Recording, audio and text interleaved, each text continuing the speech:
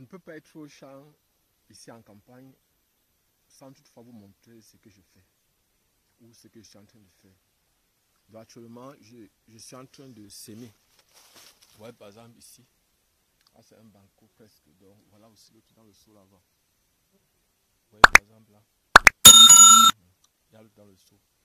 Donc il s'agit du macabo, des rejetons de macabo. Vous voyez comment ça a poussé. Vous voyez par exemple comment ça a poussé.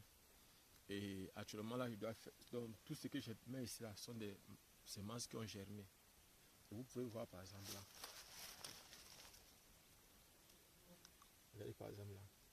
Donc lorsque vous prenez ça de façon globale, vous voyez par exemple là, ça a germé. Et c'est ça là. Observez un peu. Mais il y a une partie qui a pourri. Voici par exemple une partie où il y a beaucoup de pourriture. Mais au milieu de ça, on retrouve quand même ce qui est encore bien. Vous voyez par exemple, il y a quand même de la pourriture là. Mais bon, ce qui est sûr, on va retirer ce qu'on peut. Vous voyez par exemple là. Donc on va essayer de faire avec ce qu'on peut. Donc on va récupérer le reste. J'ai acheté au total 10 sacs. Et ça c'était les gros que j'ai découpé. Bon, la parcelle-ci, le côté ici quand même. Le côté du haut aussi. C'est-à-dire cette parcelle-ci là. Vous voyez, ça a quand même bien poussé. Mais c'est l'autre qui est devant là-bas. Il semble qu'il y a beaucoup plus de pourriture de l'autre côté là-bas. De l'autre côté là-bas. Donc il y a beaucoup plus de pourriture de l'autre côté. Mais ici quand même, c'est pour ça que je commence d'avoir récolté là où c'est bien. Donc depuis ce matin, il y a mis 200 au sol. Ici dans le sac, dans le banco, il y a 300. Et là-bas, il y a encore 200. Donc ça va faire 700. Et si je finis les 700, je peux rentrer. Et je vais vous expliquer. En fait, c'est que au départ, quand je suis arrivé ici, le sol, donc je suis arrivé. Et mon projet, c'était le manioc. Et là où je suis là maintenant, en temps normal, il fallait que je retourne aussi encore dans le projet manioc. Parce que je suis arrivé, j'ai fait confiance à certains de mes amis, d'autres personnes que j'estimais être mes amis. Mais je ne savais pas que normalement, quand on entreprend, il y a une seule personne à qui on doit faire confiance, c'est soi-même. Et peut-être l'univers. Mais le plus important, c'est de ne pas en vouloir à ceux-là. Que peut-être ceux-là ont aussi leurs problèmes. Ceux qu'on estime être les amis, ils ont leurs problèmes et ils ont grandi dans un environnement bien précis. C'est la raison pour laquelle leur comportement ne doit pas nous influencer. Bon, nous aussi, nous sommes nés avec des dons, nous sommes nés avec des qualités. Et on doit profiter de ça pour pouvoir faire évoluer la société, pour pouvoir évoluer d'abord nous-mêmes, faire évoluer notre environnement immédiat, faire aussi influencer par exemple au niveau national et international. Ce que je fais par exemple ici au champ peut inspirer beaucoup de personnes. Vous voyez par exemple ici je suis déjà, bon, bientôt ça va atteindre la moitié d'un hectare que je suis en train de mettre le macabo. Mais l'idéal c'est 2 hectares. L'idéal pour moi c'est 2 hectares parce que si je réussis à mettre ces 2 hectares de macabo, je ne pourrais pas manquer par hectare au moins entre 5 et 8 millions. Bon, et vous voyez quand on est entre 5 et 8 millions c'est quand même encourageant. C'est vrai. Les gens vont me dire après une année, tu as 5 millions, non, pour moi c'est beaucoup. Pour un début. Parce que l'idéal c'est, j'ai 12 hectares au total. Et je compte encore acquérir même peut-être une trentaine d'hectares pour d'autres projets, peut-être sur le palmier à huile. Vous savez, actuellement l'huile de palme est montée. L'huile de palme est montée jusqu'à 1000 francs le litre actuellement. Donc ça fait que au lieu de 300 qu'on vendait à l'époque, c'est 1000 francs, c'est-à-dire 3 fois plus cher. Bon, il y a aussi des spéculations qui durent 3 mois ou 2 mois et demi, telles que le tournesol, qu'il faut aussi envisager peut-être. Bon, mais le plus important pour moi aujourd'hui, c'était de partager ce que j'ai fait avec vous ici, dans ma plantation. C'était de vous expliquer aussi comment ces semences de manioc. Et ce que je vais vous expliquer un peu la technique que j'ai utilisée ici. Ici, après avoir découpé, j'ai découpé minimum les cabousses de macabo. Je l'ai découpé quand c'était petit. J'ai découpé en 8. Et quand c'était costaud, il pouvait découper à 40, 50, 60.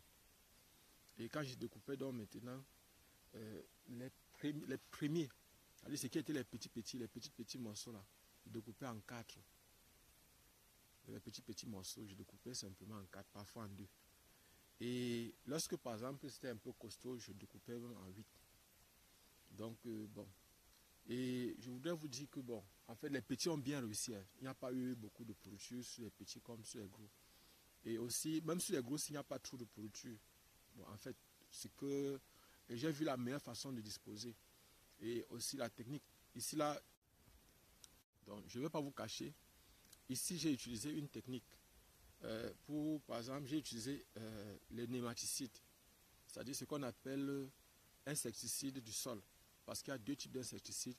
Il y a les insecticides qu'on doit mettre dans le sol et les insecticides qu'on doit mettre sur les feuilles, qu'on doit pulvériser à l'extérieur. Parce qu'il y a les insectes qui attaquent les feuilles, il y a les insectes qui attaquent les racines.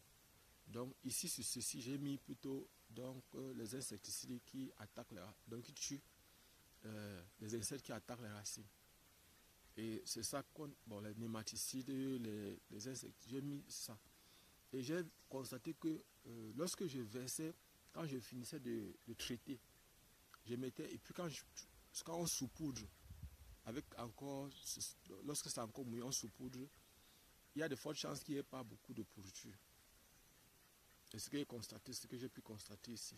Donc lorsqu'on saupoudre, et puis aussi, l'erreur que j'ai fait, c'est qu'en temps normal, je devais d'abord laisser ça un peu au soleil. Donc après avoir fait ça, je devais laisser un peu au soleil pour que ça sèche légèrement avant de couvrir. Je ne devais pas faire des couches aussi trop épaisses, c'est-à-dire des couches suffisamment élevées, parce que lorsqu'il y a les couches suffisamment élevées comme ça, ce qui est loin en bas commence à pourrir, ou bien ce qui est à côté, sur les côtés commence à pourrir. Donc, en fait, il y a beaucoup de leçons qu'on retient de ceci. Et pour ceux qui veulent se former, donc s'il y a des formations, pour le moment nous sommes encore en phase expérimentale. Mais on tire des leçons.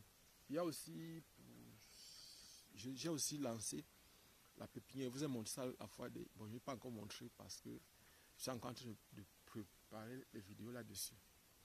Il faut que je vous montre aussi quelque chose d'autre que j'ai pu constater ici au champ. Ici, observez, ici au sol, regardez, ici comme ça, ce sont les épluchures de citron. J'ai observé, j'ai fait un constat, c'est que les insectes, lorsqu'il y a le citron, les insectes ne viennent pas trop. Et voici le jus de citron. Lorsque je suis venu le matin, vous voyez par exemple sur ma figure aujourd'hui, il n'y a pas trop d'insectes. Et vous voyez, j'ai fait la vidéo sans faire la main comme ça, sans constamment faire la main comme ça. Parce que j'ai constaté que avec ce jus de citron, lorsque je le prends et je l'embaume sur moi, les insectes ne m'attaquent pas. Si vous regardez même mes pieds, bon, en fait, si vous regardez mes pieds, vous allez observer, vous allez constater qu'il n'y a pas les insectes là-dessus. Donc les insectes ne m'attaquent pas aujourd'hui beaucoup plus à cause de ceci. C'est le jus donc, de citron. Et aussi, j'ai fait j'ai aussi fait un peu j'ai aussi ramené les pépins, peut-être 200 pépins de citron que je vais s'aimer, que je vais planter. Bon, en fait, je vais lancer la pépinière de ça aujourd'hui avant de rentrer. Inch'Allah. Et vous voyez, par exemple, avec ça, j'ai envie de mettre au total 1000 citronniers. Si je mets 1000 citronniers, ce qui est sûr, à la longue, peut-être d'ici 3 ans, d'ici 5 ans, avec l'aide de l'univers, je pourrais me retrouver peut-être avec quelque chose quand même d'intéressant. Je dois avoir le citronnier. Et à l'intérieur du champ, je dois mettre le citronnier parce que les citronniers ça chasse beaucoup d'insectes. C'est-à-dire ça sert c'est-à-dire à l'intérieur des autres plantations, il faut mettre le citronnier. Pourquoi? Parce que le citronnier est un insecticide naturel. C'est-à-dire ça chasse beaucoup d'insectes. Ça pousse les insectes, ça chasse les insectes qui attaquent les feuilles. Donc voilà par exemple quelque chose que je voulais partager avec vous aujourd'hui. Et je voudrais aussi que vous puissiez voir un peu, observer un peu derrière nous là. Vous voyez ici au sol, vous voyez par exemple là, comment ça pousse, comment par exemple notre macabo. Et vous voyez peut-être ici, regardez, ici, ça c'est du macabo rouge. Ici, ça c'est du macabo rouge. Vous voyez par exemple ici c'est rouge. Voici du macabo blanc ici. Ça c'est le blanc. Ça ce sont les macabos que j'ai semés dernièrement. Donc vous voyez par exemple ça c'est du macabo blanc. Ici c'est le rouge. Donc ça c'est le macabo que j'ai trouvé ici dans le champ. C'est pas moi qui ai semé l'autre ici. Donc il y a un peu quelques tiges ici comme ça. Donc peut-être à la fin je pourrais récolter même peut-être 10 ou 15 sacs venant uniquement des macabos rouges. Mais moi personnellement, mon souhait ici c'est de récolter au moins même pourquoi pas même 1000 sacs sur les 2 hectares. Mon souhait, c'est de récolter au moins 1000 sacs sur les 2 hectares. Mais on va voir ce que ça va donner. Ça va donner ce qu'on va donner. Ça va donner ce que ça va donner. Et on va prendre avec 2 mains ce que l'hiver va nous donner. Donc voilà.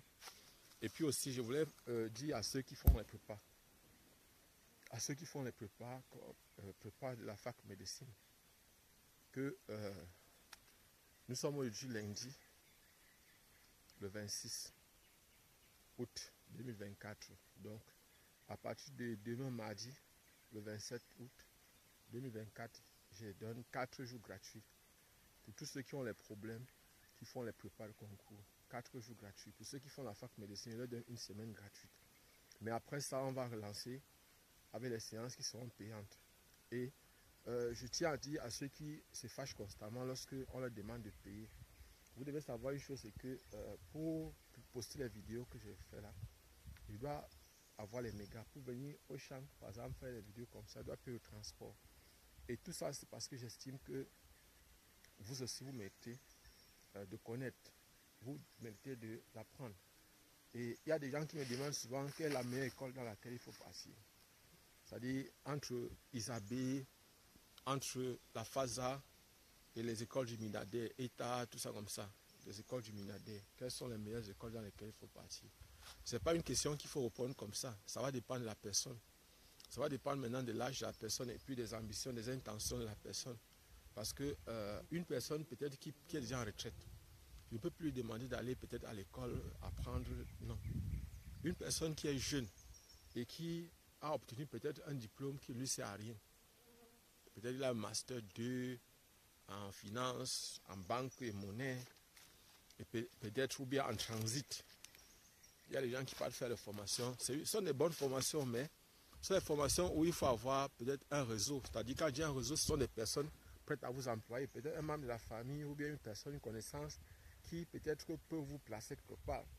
Il ne faut pas aller faire des formations pour faire, peut-être parce que vous voulez vous entendre les gros noms, transit, et préposer les douanes, des trucs comme ça.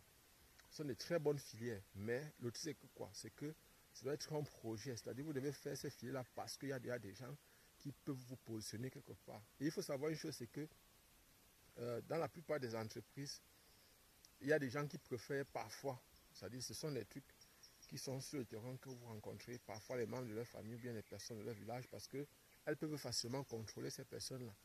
Ces personnes ne peuvent pas facilement les trahir. Parce que tu le trahis, il t'attend au village. Donc, en fait, ce que je peux dire, c'est que quoi? C'est que quand une personne veut entrer dans une école, ça va dépendre. Parce qu'il y a des gens que s'ils veulent, je préfère leur dire, achetez une formation peut-être de 150 000, de 200 000, de 500 000. Formez-vous en 2 semaines, en 1 mois ou en 3 mois et lancez-vous. Il y a par exemple, je vous ai parlé chaque fois je reviens sur ça, mes étudiants qui avaient le projet par exemple que j'avais déconseillé d'entrer à la phase. Aujourd'hui par exemple, ceux-là, ils sont bien. Ils sont très bien, c'est-à-dire le principal. Parce que je me souviens, l'année dernière, l'année passée, il était déjà en licence.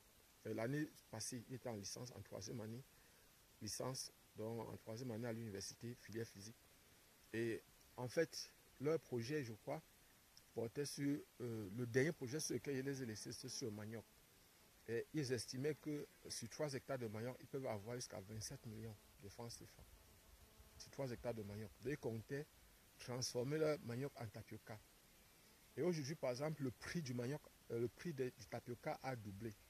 C'est-à-dire qu'au lieu de vendre le verre à 50 francs comme à l'époque, lorsque je faisais l'autre vidéo, on vendait le verre de tapioca à 50 francs. C'est-à-dire le seau coûtait dans les 1000 francs, 800 000 francs, le seau de 5 litres. Aujourd'hui, par exemple, le même seau de 5 litres coûte 2500. Ça veut dire que c'est 2 fois et demi le prix de l'époque. Ça signifie que si ils estimaient avoir 27 millions, aujourd'hui ils peuvent être au minimum, au bas mot, à 50 millions sur 3 hectares qu'ils peuvent avoir. Donc voilà autant de choses qui encouragent et qui motivent. C'est vrai, parler peut-être de 50 millions c'est facile, mais être sur le terrain pour travailler, c'est dépasser les obstacles, c'est être là et ce n'est pas aussi évident que ça. Parce qu'on est ici, il y a les insectes. Vous voyez par exemple là, il y a les insectes qui vous piquent, il y a les insectes qui, il y a les arbres qui, il y a les arbres qui vous blessent, il y a par exemple des arbres qui piquent, vous ne connaissez pas, parfois il faut apprendre tout ça, savoir que par exemple l'arbre si on ne touche pas, l'herbe si on ne touche pas, et en fait il y a beaucoup de choses à découvrir ici. Abonnez-vous et partagez au maximum possible cette vidéo. Donc le conseil que je pourrais donner à une personne qui veut se lancer, c'est que ça va dépendre de ce que la personne veut. Si peut-être la personne veut un endroit où elle va apprendre rapidement et puis se mettre directement sur le terrain, je vais dire à la personne, va dans les États. Mais si la personne est encore très jeune, je prends un exemple, un enfant de 16 ans ou 17 ans qui veut par exemple apprendre, je peux lui dire va à la FASA ou va dans les Isabé. Là par exemple, tu es encore jeune, peut-être à 22 ans, 23 ans, tu auras ton master ou ton diplôme d'ingénieur. Et là maintenant, tu pourras peut-être commencer à envisager t'imposer dans le monde de l'entrepreneuriat. Là, mais c'est une personne qui a peut-être une personne qui doit conseiller, qui a peut-être 35 ans, 30 ans, 25 ans ou 40 ans. Non. Je préfère dire à la personne que lance-toi. Travaille d'abord l'argent. Va quelque part, tu travailles d'abord, tu économises. Lorsque peut-être que tu as déjà une somme, comme peut-être même 200 ou 300 000, là, tu vas commencer. Et là, maintenant, pour commencer avec 200 ou 300 000, tu dois commencer petit. Tu dois penser grand, mais commencer petit. Quand on dit penser grand et commencer petit, ça consiste à faire quoi?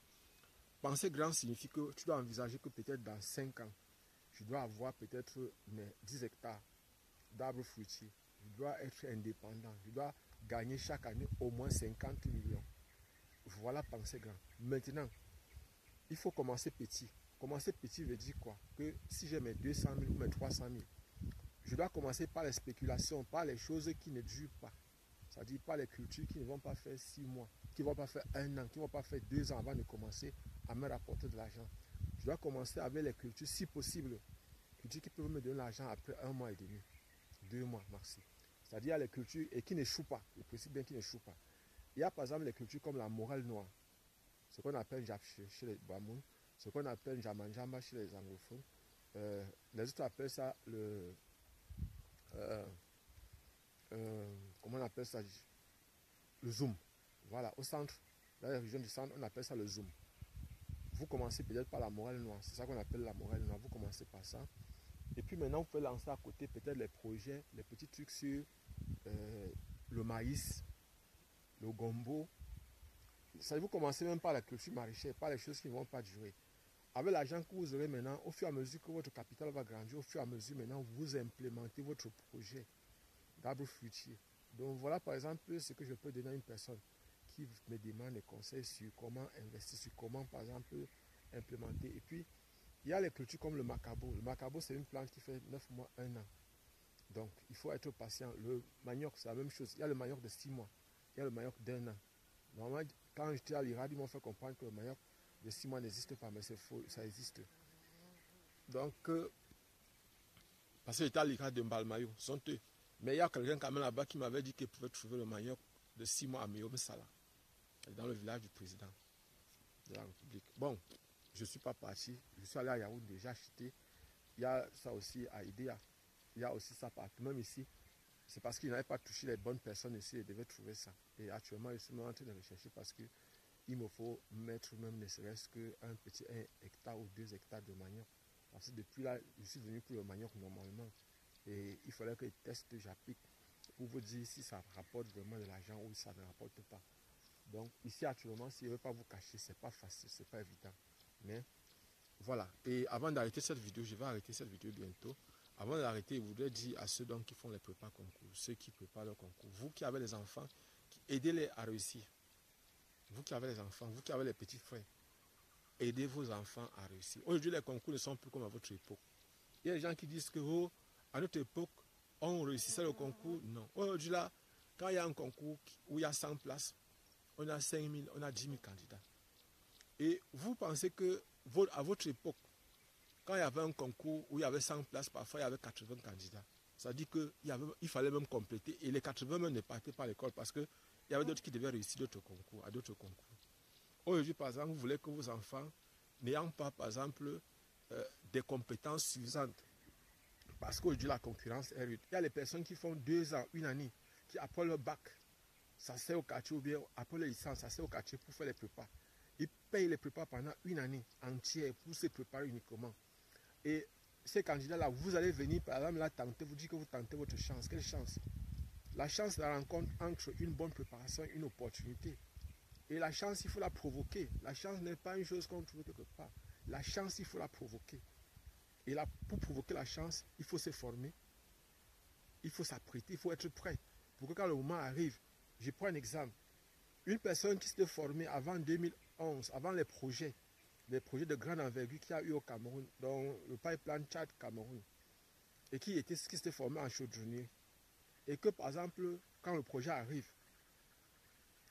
il a peut-être un diplôme d'ingénieur ou de technicien supérieur. Il devait être recruté par tous les moyens. Pourquoi? Parce qu'il a la chance, on devait dire qu'il a la chance, parce qu'il s'est formé, il s'est préparé, et il y a eu une opportunité qui est arrivée. Voilà la chance selon moi. La chance, ce n'est pas le fait de ne rien faire, de rester sans faire les efforts, sans fournir les efforts, sans s'apprêter et attendre que les choses nous tombent par-dessus. Non, ce n'est pas ça la chance. La chance, il faut la provoquer. La chance, il faut aller vers. Il faut chercher, il faut travailler pour que la chance arrive. Regardez par exemple, je suis ici au champ. Mais quand par exemple, si je récolte par exemple demain ou après-demain quelque chose, les gens vont commencer à dire que non, voilà, on sait qu'il faisait comme ça, c'était les plans, parce que peut-être qu'il faisait autre chose, ça c'était pour couvrir ce blanchiment d'argent, c'est ceci, cela. Or, aujourd'hui, quand il travaille, je vous montre. Demain, quand vous vous dites que je suis expert du macabo, c'est parce que j'aurais fait du macabo à plusieurs reprises, j'aurais par exemple maîtrisé, j'aurais sorti même peut-être une fiche technique personnelle.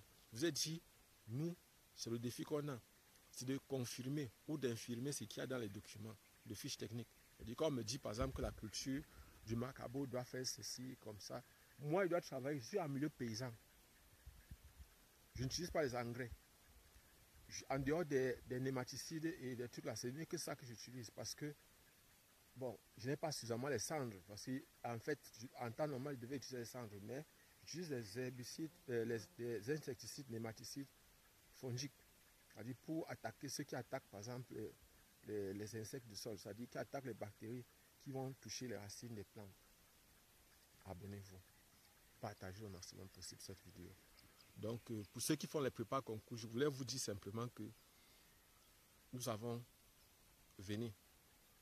Je vais ouvrir un groupe WhatsApp aujourd'hui pour la fac médecine, un groupe WhatsApp aujourd'hui pour les infirmiers diplômés d'État, un groupe WhatsApp pour ceux qui font l'école des travaux, un groupe WhatsApp pour ceux qui font, par exemple, les autres concours.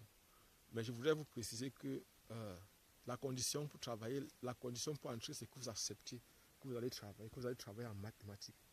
Pour ceux qui vont faire les autres concours, comme les infirmiers diplômés d'État, les TMS, bref, tous les autres là où les maths interviennent, que vous allez travailler en physique, que vous allez travailler en chimie, que vous allez participer dans le groupe.